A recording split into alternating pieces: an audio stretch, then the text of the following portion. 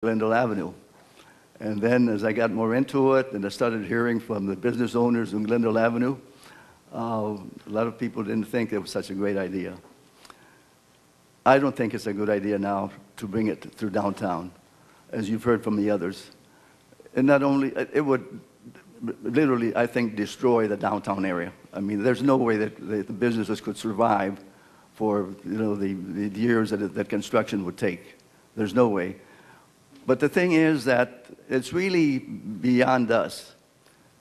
Phoenix is the key because they're the ones that are going to be paying from their border to our border at 43rd Avenue.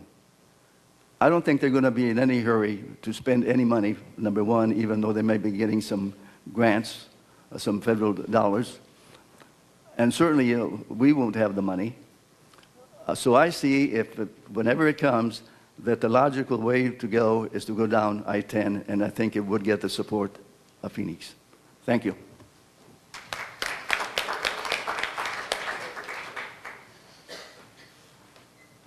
I think the first question we need to ask ourselves is, what did the voters say when they voted on light rail?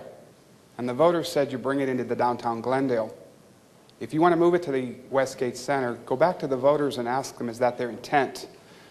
When they voted, Westgate didn't exist. I heard at one of the council sessions that was just an advisory vote. I didn't realize my vote was ever an advisory vote when I vote. There's a lot of things that change in the future. We can't vote today and then say, but 20 years from now, we'll just pretend like that vote didn't exist.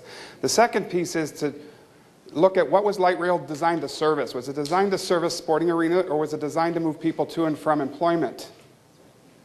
It's designed to move people to employment. I'm glad we have ways to get to the sporting center.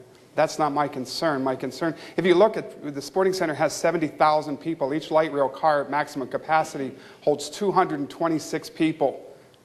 If we can run 10 of those an hour, we can move 2,000 people an hour. Are you going to sit at the sporting arena for 7 hours waiting for your turn on light rail? It's not designed to move large numbers of people. It's designed to move people to and from an employment center and to and from dinner destinations. It was never designed to come into downtown Glendale. It was designed to go on streets not on Glendale basically from 51st Avenue. It would go to the north or to the south if it was going to come through the Glendale Avenue corridor. From the beginning plans, Glendale Avenue was too narrow for light rail, so it would either jut north or south. So the issue that Glendale couldn't survive is not a true assumption. If they took it down to a Palmer or something, and when the community was against light rail along Glendale Avenue, that's when the car dealerships were there. If anybody's driven down Glendale Avenue recently, those are gone. Just to wake anybody up, I don't think those people would be having issues saying, I don't want any light rail in downtown. So bring it back to the voters.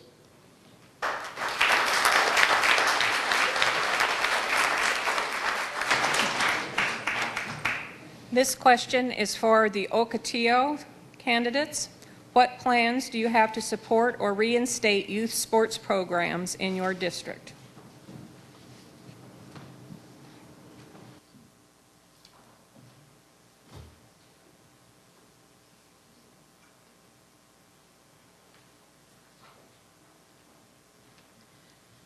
The sports programs that I support, and I think the Ocotillo district should support, is the Sports for Youth.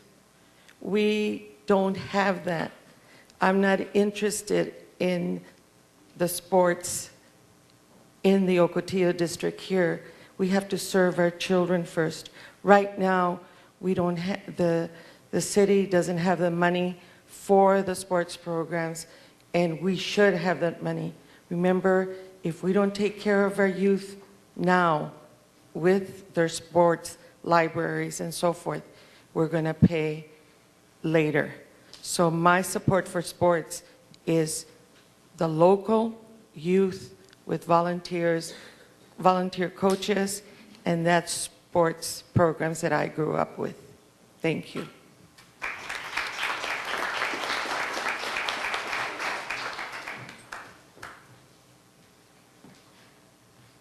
Youth sports starts at home, and then it builds up. If you teach your kids how to play ball, play volleyball, basketball, football, instead of giving them a computer, that's how you start it.